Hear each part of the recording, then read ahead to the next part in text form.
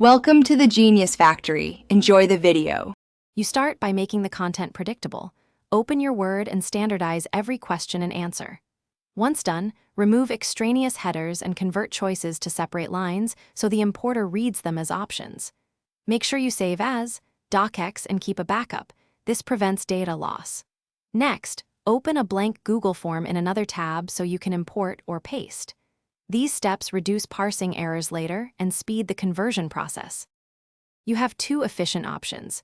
Use Google Docs plus a form import add-on or paste directly into the form editor.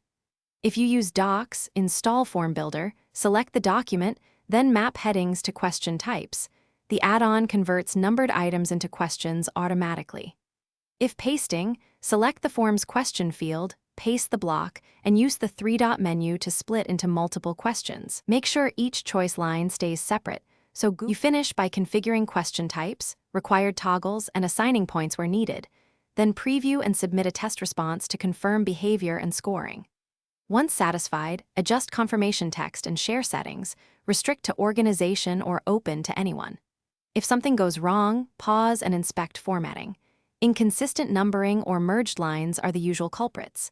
Clean the word /docs markers, resave, and re-import. This one troubleshooting fix solves most conversion problems. Thanks for watching. If you found this helpful, don't forget to like and subscribe.